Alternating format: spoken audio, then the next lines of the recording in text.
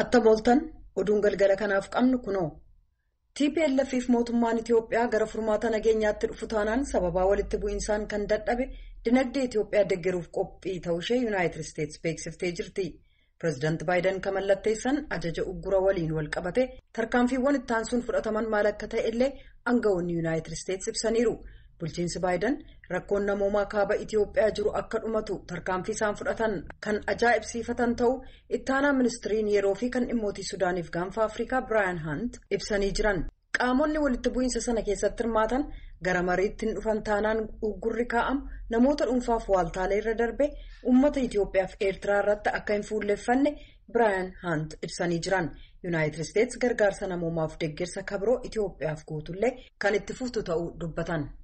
If the government of Ethiopia and the TPLF take meaningful steps to enter into talks for a negotiated ceasefire and allow for unhindered humanitarian access.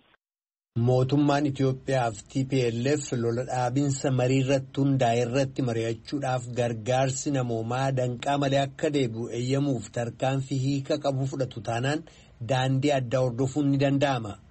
Yuunaayitid Isteetsi dinagdeen Itiyoophiyaa akka dandamattu deeggaruuf qophiidha. Tarkaanfiiwwan fudhatamuu qaban tattaaffii jaarsummaa gamtaa Afrikaan hoogganamu simachuu, gareelee araarteessotaa ramaduu, haalduree tokko malee mariif waliigaluu fi marii jalqabatti jiruuf afeerraa simachuu of keessaa qaba. Gargaarsa namoomaa gama laallateen konkolaatonni gargaarsaa akka boodatti hin hafne gochuu, tajaajilawwan bu'uuraa kan akka elektiriikii, telekominikeeshinii fi baankii fafakkaatan Tigraayiif bakkatti deebisuu of keessaa qabaachuu danda'a.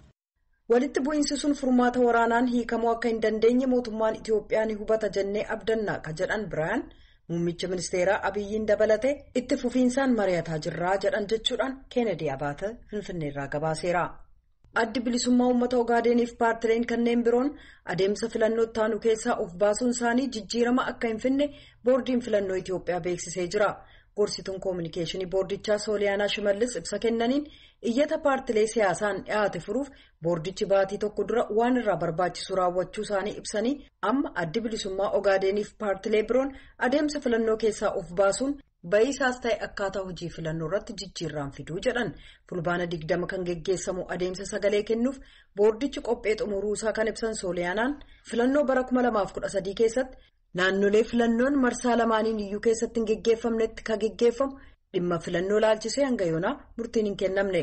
Gorsituun koominikeeshinii boordii filannoo Sooliyaanaa Shimallis kaleessa ibsa kennaniin naannolee 47 keessatti kan geggeessamu adeemsa filannoo bara 2013 sagalee hiree murteeffannaa kan naannoo kibbaaf geggeeffamuuf qophii barbaachisu xumurameera jedhan. Paartilee siyaasaa filannoo kana keessatti hirmaataniif sabaa himaaleen naannoo 9 keessatti yeroon kennamee fi dadammaqiinsa filannoo geggeessaa akka turan yoo ta'u qopheen meeshaalee filannoos xumuramuu dubbataniiru. Haa ta'u malee addi bilisummaa Ogaadeen guyyoota dura filannoo keessaa of baasuu isaa ennaa ibsu kana ilaalchisuun itti gaafatamaan quunnamtii uummataa paartichaa obbo Hasan Abdul Qaadir raadiyoo sagalee Ameerikaaf akka ibsanitti naannoo Somaaleef walumaa gala Itiyoophiyaa keessa sirna dhablummaaf aangootti seeraan ala fayyadamuutu jira jedhanii filannoo walabaaf haqaa geggeessuuf haalli mijataan waan hin jiraanneef filannoo naannoo Somaalee keessatti geggeessamurraa of hambisuu isaanii ibsanii jiru jedha Keenedii Abaata Finfinneerraa. Aangawoonni Sudaan bara 2019 Omar al-Bashir aangoorraa kaafamanii qabee biyyattii bulchaa akka jiru gumii siivilii waraanaaf rakkisaa akka ture yaalii fonqolcha mootummaa fashalsiisuu isaanii aangawoonni Sudaan beeksisaniiru.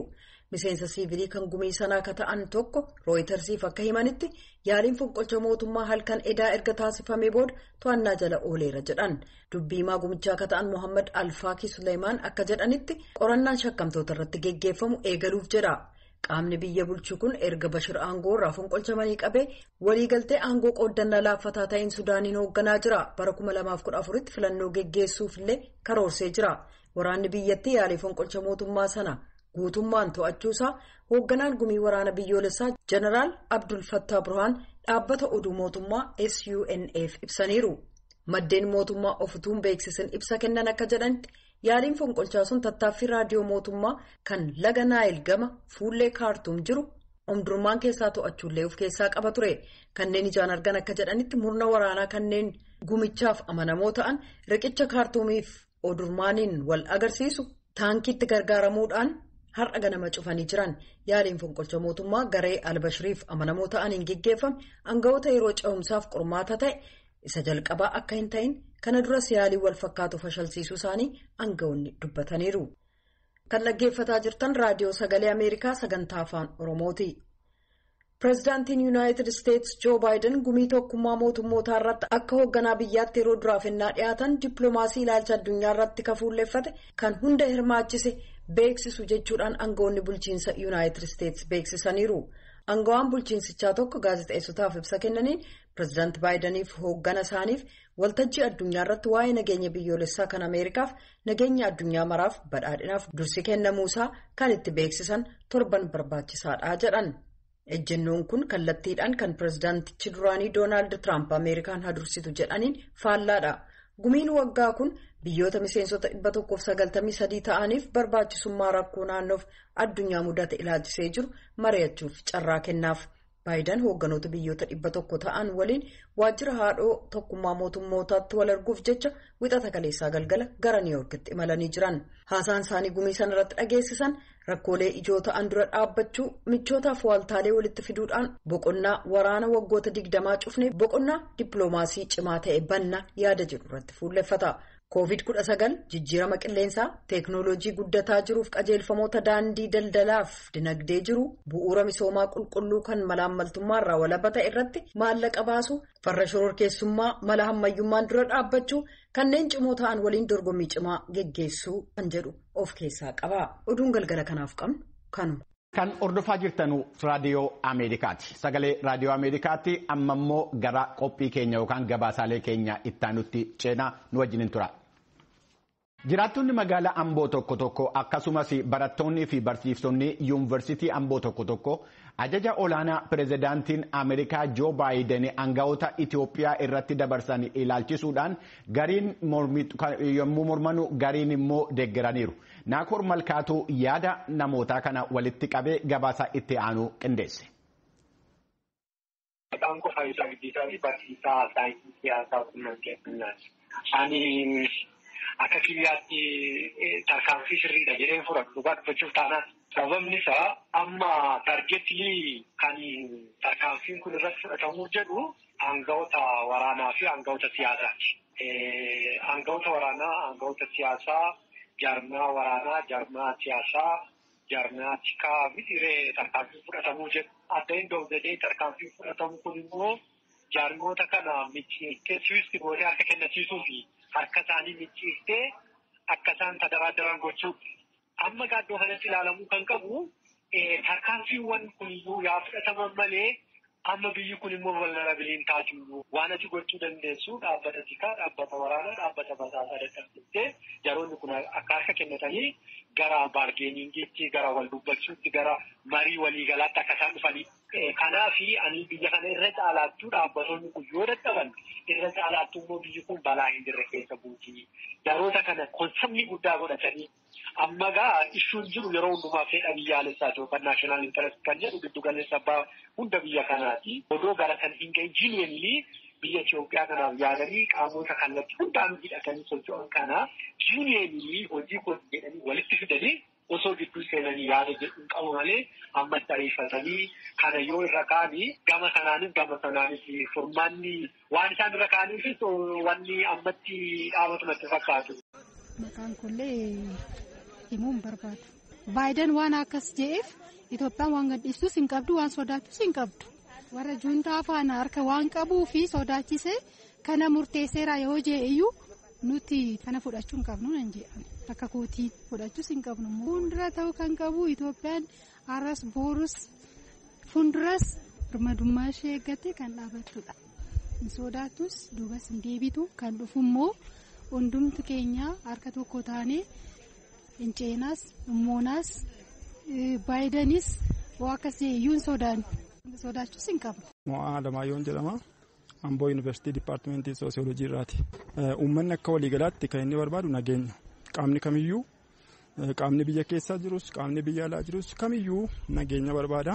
Keessumaa gara gaanfa Afrikaa kana keessatti nagaadhaaf tasgabbiin dhufuunsaa baay'ee murteessaadha. Inni kun poozitiiv sekshinidhaa fi negatiiv sekshinii qofaadhaan kan furamu qofaas miti. Waldhabdee jechuun waan hamaa jechuu miti garaagarummaa yaadaati. Garaagarummaa yaadaa sun negoosheeshiniidhaan hiikama. Gara negoosheeshinii gara waliigalteerra darbee gara walitti bu'iinsaarra yoo kan dhufu ta'e garuu badiin lubbuu namootaa rangaa qabeenyaa rangaa uummatiin jeeqama infileeshiniin dabalaa bu'aa ba'iin baay'een biyya keessatti waan uumamuuf dhiibbaan biyyoota weestanii hin dhufin dura gara uummataatiin mari'ataniitu gara nagaatti dhufuun hunda keenyaaf wiin isnaariyoo hunda keenyaaf carraa gaarii ta'a qaama kamiin haa ta'u hin barbaachisu yoo kan jedhu ta'e tarkaanfiin sun fudhatamuun barbaachisaadha. Eenyurrattu uummatiyyuu waraana kan akka hin barbaanne tureera. Mootummaanis kallattii garaagaraatiin waraanni kun bu'aa akka hin qabne ni beeka. Qaamni waraanni kun bu'aa nuu qaba jedhee deeggaraa jiru duukaa bu'aa jiru hin jiru. Kanas ta'ee sanas ta'ee uummatitu gara qoqqobbiin sun utuu hin dhufin sadarkaa keenyatti akka hin fixu abbaan jedhe qaamni kamiyyuu akka namatti niwutiraal ta'ee yeroo dubbatu qaamni kamiyyuu lakkii qoqqobbii sun utuu hin dhufin nageenyaa hin xumuru hojii qoqqobbiin sun furmaataa jedhee yaada. An akka kiyyaatti qaamni gara lamaan iyyuu otoo yaada giddugaleessaa yaada isaa walitti fidatee waliin mari'ate gaarii natti fakkaata. Kufaatiidhaafis wal kaasuufis numatu waliif deeggarsa waan ta'eef otoo qaamni gara lamaan iyyuu walitti dhufee mari'ate nattis wal akka kootti. Darbee immoo lolli keessaa falaan jiru kunis immoo biyya keenya irratti kufaatii fida waan ta'eef mari'achuun mabbaa'ee sanatti fakkaata. Maqaan koo Takluu Miratuu jedhama. Waggaa kana guutuu 2023 rakkoo CFLF uummata Itoophiyaa irratti waraana labseen amma yoona tasgabbaa'uu hin dandeenye. Haa ta'uuti warri yakka kana hojjetan namoota muraasaaf aangoo irra akka turaniif warri tumsan dogoggora ta'uusaa agarsiisa. Haa ta'uuti biyyi kun yeroo ammaa kana tasgabbaa'uudhaaf waraanni barbaachisaa miti. Waraanni seeraan ala ta'uusaa beekamuu qaba. Haa ta'uuti yeroo darbe mootummaan Ameerikaa Joon Baayiden qoqqobbii isaanii biyya kana irratti hojjetan sirrii akka hin taane hubadha. Haa ta'uuti yakka kan hojjete itti gaafatamuu qaba. Yakka sana immoo qoqqobbiin akka hin taane seeraan ala wantoota nama muraasaan kun amma kana babal'ate waan jiruuf namoonni kana yakka kana hojjetan itti gaafatamuu qabu. Biyyi jeeqamuun irra jiraatu. Tasgabbiin akka bu'uuf gargaarsa dabalatee mootummaan gadi fageenya waraana kun ta'an nageenya araaraan itoo godhamee gaarii natti fakkaata. Ani jiraatama walaan booddee akka nama barate nama waan biyya isaaf waan gaarii yaadu tokkotti agamitti ibsa sana dubbifatti keeyyatoota United Nations wajjin wal qabsiisanii akkaataan isaa godhanii kaasanii Itoophiyaan biyyoota kaawwantii mandattuu United Nations godhaman keessaa tokko waan taateef inni kun dhimma nageenyaa fi dhimma humanitariyaanii fi kanaafuu yaada isaan kaasan kun akka yaada qajeelaa gaarii ta'an. Kanaaf firii dhan jedha. Inni Itoophiyaan nageenya kan barbaada. Nageenya barbaada. Otoo qaamonni yaanitti godhamee kun qaamni waanitti godheefi kun waan gaarii jedhanii negoosheetii godhanii nageenya fidanii natti tola. Tajaajilli geejjiba magaalaa konkolaataan baajaaj yookaan miilsadeen Itoophiyaa keessatti babal'achaa dhufeera. Zoonii Shawaa Bahaa magaalaa Adaamaatti geejjibni kun kan heddummaadhaan uummanni itti fayyadamudha. Garuu yeroo dhiyoodhaa asitti warra itti fayyadamuu fi konkolaatichota irratti yakki adda addaa akka raawwatamaa jiru dubbatama. Jiraattotaa fi aangawoota poolisii magaalaa Adaamaa asoofsiisuudhaan galmoo daawwitii Adaamaa irraa gabaasa itti aanu qindeessee jira. Garasi darba. Qajeelcha poolisii magaalaa Adaamaa akka jedhutti Adaamaa keessa tajaajila geejjibaa kennan konkolaataawwan miilsadee 12,000 oltu jiru. Kumaandar Kabbada Laggasa abbaan adeemsa nageenya naannoo mirkaneessaa qajeelcha poolisii magaalaa Adaamaa hedduun isaanii tajaajila geejjibaa haala naga qabeessaan kennaa jiranis kaan garuu konkolaataawwan miilsadee kanaan waan tajaajila kennan fakkaachuun yakka hojjetaa jiru jedhu. Yeroo baay'ee magaalaa kana keessatti darbee keessaayyuu hanni baajaajii fi geejjibaa kanaan raawwatama. Fakkeenyaaf nama 2 ta'anii 3 ta'anii baajaajii keessa adda seessisanii suutadhanii qarshii kiisiidhaa fudhachuun hin jira. akkasumas baajaajii kanaan naanna'anii namoota silkii qabatanii deeman aannan maammaa kana dhuganii itti tufanii bu'anii akka nama bishaaniin surreerraa nama waan itti tufe sanarraa haxaa'u fakkeessanii kiisii keessa galanii fuudhuun jira. Akkasumas immoo baajaajota kana qabatanii konkolaattonni bakka dhaabbatanitti gommaa buusanii fe'atanii deemuun jira. Akkuma argitu kun baajaajonni atammaa argitu kun qe'ee kana keessa jiru namoonni abbaan dhimmaa jiran kun keezii adda addaatiin baajaajota qabamanidha. Waliigala gara bara 2013 gara baajaajii naannoo 153 kanaan to'atamanii. Komaandar Kabbadeen qajeelcha poolisii magaalaa Adaamaa namoota yakka kana raawwatan irratti qorannoo akka gaggeessee fi adda baasee akka isaan beeku himanii jiraattota yakka yannaa kun irratti raawwate himataniifis hojiin qabeenya isaanii deebisiisuu warra yakka kana keessatti hirmaate ammoo to'annoo jala oolchuu itti fufaa jirra jedhan. Naannoo nama 113 qabeenya kan deebi'ee fi naannoo namoota 20 wayii mana murtii kan dhaabbatanii inni kaan immoo akkasumatti immoo baajaajii sana iyyuu fudhatee immoo kan badee jira. Fakkeenyaaf amma hannaan dhufa gara yookaan gara Hawaasaatti yookaan gara Shaashamanitti fudhatee kan bade achumaanis immoo kan hin qabamiin muraasa 1, 2, 3, 4 ta'uu danda'u. Waliigala garuu yeroo sadarkaadha yookaan lakkoofsaan yeroo keenyu persentiin 90 wayii'oon kan to'atamanii fi kan seeratti dhiyaatan akkasumas immoo qabeenyi kan deebi'ee ragaan dhabamuudhaan qabeenyi kan deebi'ee ta'uu isaati. Yakki baajaajii yookiin immoo konkolaataa miil-sadee kana irratti hojjetama jedhamu warra imaltoota qofaa irratti miti kan ga'u. Magaalaa Adaamaa keessatti konkolaataa miil-sadeedhaan tajaajila geejjibaa akka kennu dargaggoo Siisaa Baalchaa balaan kun konkolaachistoota irrallee ni gahaa jechuun waan isa mudate hima.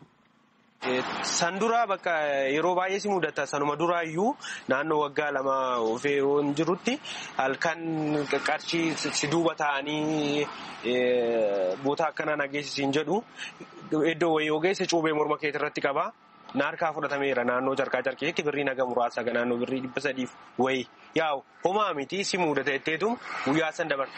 Bara 2011 ji'a 12ffaa gaafa guyyaa 3 halkan keessaa sa'aatii 1 wayii gaafa ta'u kolleejjii naannoo Daarik kan buna Daarik biratti na dhaabsisan dargaggoota 2dha gaafa Adaamaa Yuunivarsiitii boru eebbisiisaa jedhamu jechuudha.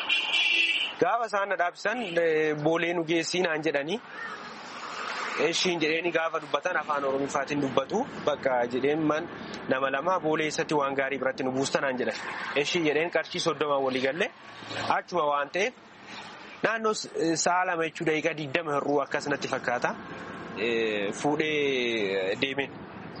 Karaa waan gaariitiin karaa boolee baajaajii mazoora ol darbee waan gaarii bira gaafa geenyu koobiliin akkatti gara harka mirgaatti seenuu jira ture akkuma waan gaarii dabartee.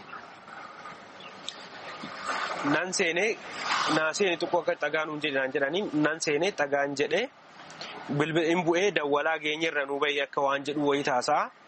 Kazaan bu'ee herreega kee meeqa gaafa naan jedhu na bira gahee herreega isaa gaafa nan kiyyarraa fudhadha jedhu kan duuban jiru harka isaa morma kiyya jedhuutti galchee jechuudha. Naandee bakka kazaan gottoteetuma duubatti na dabarse kan dursee baajaajarraa bu'ee sun ana boota kana eega duubatti na dabarsanii booddee baajaajicha kaasanii oofanii. Egaa baajaajicha kaasanii oofanii ani achuma keessatti natti fixanii na hudhanii afaan koo keessan dhiigni akkasuma bakka nan lubbuu koo nuti jedha jechuudha. Sana booddee OBN gaditti gamoon tokko yeroo sana ijaaramaa ture qoshaashaa akkas waan badaa qoree manaamna qaba ture achi keessatti nagatanii ani lubbuudhaan of hin beeku yeroo sanitti. Hospitaala Hayilamaariyaam na seesisanii halkan qixxee haa ta'u maal haa ta'u ganaman lubbuu koo beekee jechuudhaan baajaajicha fudhatanii deeman. Dargaggoo Siisaay yaalamee erga fayyeen booda konkolaataan isarraa hatamte obboleessi isaa soodaree naannoo Awaashitti argee qaama nageenyaatti beeksisee sana booda qarshii kaffalee akka baafate hima. Garuu ammas hojii kanarratti of eeggannoo gochuun nuuf rakkisaadha jechaan dubbata.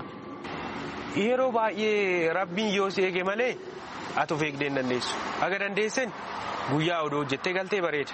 Garuu immoo argannaa keetiif baasiin kee waliin gitu waan ta'eef jaalattee miti. Nama soogiddaa miti qammastee ilaaltu inni badaadhattee murteessuu hin dandeessu. ta'ee konkolaachistoota irra gahaa jedhame kanaaf Komaander Kabbada Laggase abbaan adeemsa nageenya naannoo mirkaneessaa qajeelcha poolisii magaalaa Adaamaa yoo deebii kennanii ta'een akkasii darbee mul'achuu malaa jedhanii sanaafis qajeelchi poolisii magaalaa Adaamaa hordoffii taasisaa jira jedhan garuu jedhu Komaander Kabbadeen yakki wal fakkaatu kuni konkolaataawwan lakkoofsa gabatee manaa maxxanfataniin darbees mootora dogdoqqeen illee taa'aa akka jiru eeranii jiraattonni of eeggannoo akka taasisan akeekkachiisanii jiru. Gabaasa Sagalee Ameerikaaf Daawit Adaamaa.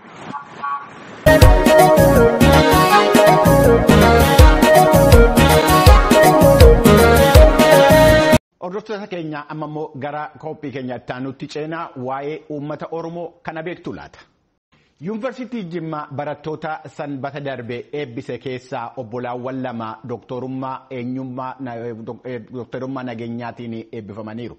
Dooktar Nagarii Birraatuutii fi Dooktar Nagaasaa Birraatuu jedhamu. Umriin isaanii waggaa 25. Eebbifamtoota Dooktar Nagariidhaa fi Dooktar Nagaasaa obboleettii hangafa isaa tokkoo fi obboleessa qixusuu isaa tokko qabani. Barattoonni kun immoo barnoota isaanii irratti akkamitti dabarsanii waan jedhu Jaalladhee Gammadaa gaaffilee kaaftee deebii isaan kennaniin qophii itti fufutti itti seenna. Barnoonni sadarkaa duraa olmost baay'een isaa ba'eessa ture. Qaama tokko kaasee amma kutaa 12tti wal faana baranneen olmost kutaa 4 boodaa kaasee qabxii bareedaa qaban keessan booda na barnoonni baay'ee ba'eessa ture. Dooktar Nagaarii eessatti barattan? Sadarkaa duraa keejii Presbyterian School kan jedhamutti baranne kutaa 1 hanga 8 immoo Dirree Jaatotti baranne 9ffaa Dargee High School 10-11 Dibooraa Viizhinari Akaadaamii 12ffaa immoo Piripaaraatoorii mana Naqamteetti xumure. Jalqabaan mana Naqamteetti xumure. Dooktar Nagaasaa, Yuunivarsiitii Jimmaatti ramadamuun keessan carraadha moo akkamitti wal duukaa taatan? Ministeerri barnootaa nama lakkoofsee wayii maatii ta'ee biyyannaan ol galu jira. Filannoo Jimmaa gooniinaan iddoo wal faana nuu ramadan jechuudha. Maaliif wal duukaa ta'uu barbaaddan? Nuti adda ba'uun barbaanne maatiinis akka adda ba'uun barbaanne. Dooktar Nagaarii barumsa eegumsa fayyaa yookaan dooktorummaa durumayyuu ina keektan turtan immoo waan akka carraa ta'edha. Ijoollummaa maqaasni yeroo maal feetu jedhamnu akka ambishiniin keessa maal yeroo jiran baay'een keenya dooktoriidha.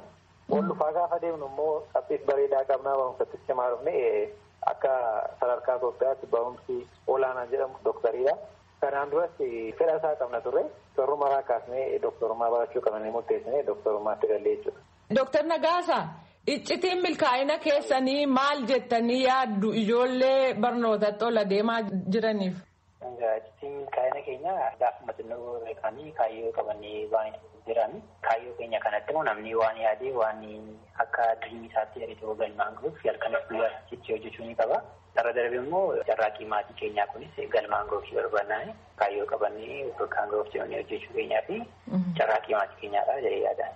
Dooktar Nagaarii, qoodi maatiin barnoota ijoollee keessatti qaban isiniif hagam? Qoodni maatii barataa tokko galmaan geessuuf ta'u baay'ee guddaadha. Maatiin godhumaa kaasee ijoollee kana hamma danda'u qubeerraa kaasee dawarri suuraa kaasee mana barumsaas malee wajjin barsiisaa riizaatti isaaniif immoo akkuma kana fooloo gochaa yoo godaa kaasee ol deebisee ta'e bareedaadha. Ijoollee akkasittuu qabanii fi maatiin galmaan gahuuf baay'ee salphata jechuudha. Maatii kootiin galatooma jechuun barbaada. Bu'aan keessanii galata qofachuun barbaada. Dooktar Nagaasaa, yeroo barnoota bartanii hubannaan keessan barnootaaf qabdan wal fakkaataadha? Hubannaan barnootaaf qabnu godhumaa kaasee seddaa kaampaasii gadeetti kaasisi yeroo baay'ee walumatti dhiyaatu mana badaa walirraan fagaannu tarreenya gaaffiis waan dubbisnee amma hubannee gaaffii walitti ta'ullee walii gachiisanii fi hubannaan kan galmoos wal fakkaataa ture. Fakkeenyaaf yeroo qayyabattan walii wajjin immoo qoba-qobaadha.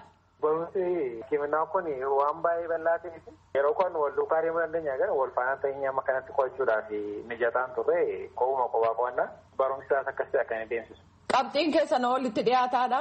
Qabxiin keenya badaa amma kana walirraan fagaatu yaa barumsi kiminaan kunis baay'ee cima akka duraanii ta'uu baatus qabxiin keenya naannooma tokko averejima ooluma bira jira. Dooktar Nagaasaa, fakkeenyaaf filannoo uffataa waan adda addaa irratti wal fakkaattu moo adda adda? Dur gaafa masirri maatiin akka adda addaan baanii sadarkaa fakkaataa biyya tureeni garuu edda guddachaa dhufne jechuudha. Lakkoo ta'us fedhiin nama adda addaa daayivarjii taarifaa akka guddatan beekaa envaaroomentii ekspoojari isaanii edda guddanne karaa keenyaa deemuutti kan dhiyaatanii. Dooktar Nagaarii barumsa iddoo tokko dhandhee barachuu filannee gargar hin baanee jette. Amma immoo ramadamanii hojiif bobba'uu jira. Maal saganteeffattan? Hojii kana naannoo adda addaatti hojjennes badaama kanatti nutti dhaga'amu envaaroomentii adda addaatti ekspoojii taane bareedaadha. Kana jenna. Barsiisonni keessan isin lamaan dogoggoruu yookiin immoo isin nama dogoggorsuuf yerootti yaaltan jira? Baay'een isaa barattoonni fi barsiisonni fi doktoroonni amma hospitaalatti ni dhufaa jiranis yeroo jalqabaa dogoggoruun waanuma jiru with exposure adda nu baasaa deemu gadi ta'eef jalqaba nama baay'ee dogoggora namni muraasni immoo amma onaayyuu lama ta'uu keenya kan hin hubanne jiru. Yeroo tokko ijoolleen lakkuu dhalatan isin immoo keessumaayyuu identical fakkaattu inni tokko yeroo dhukkubsatu inni kaan hin dhukkubsataa waan jedhamtu jira waan akkasii mul'ataa isin irratti? Wanta akkas jedhamu jira. Garuu haallitti yaadanii haallitti nama fa'aa ijaan argaan akkas nama jaallamu waan akkasii wal fakkaachuu danda'an yeroo baay'ee garuu inni dhukkubsatee waan garana dhukkuu waan akkasii ana qonnamee hin beeku. Dooktar Nagaarii namni adda adda isin baafachuu didee waan gaariin isiniif ta'e yookiin waan hamaan isinirra ga'e maayin? Tokko yeroo ID'n hin kennamu gireediin kennamu yeroo tokko waama tokkotti fakkaatee. Kan kompuutanii kan saayisu wayii tokko kan saafutamee hin konafa. Kanaafuu yeroo takka riijistaraa itti deebi'ee qabxii kana sirreessuun wanta akkasii nama mudateera. Wanti nuti fayyadamne yoo jiraate immoo kutaa garii keessatti amma nama lama ta'ee kutaa tokko keessa yeroo teenyu takka abbaan tokko yoo waa tokko poozitiif ta'e godhee akka lamaan keenya goonetti gadi fudhatamuu fi ilaalcha bareedaa qabaa jechuudha. Ijoollee sadarkaa gadii ol dhufaa jiranii fi gorsa maalii laatta?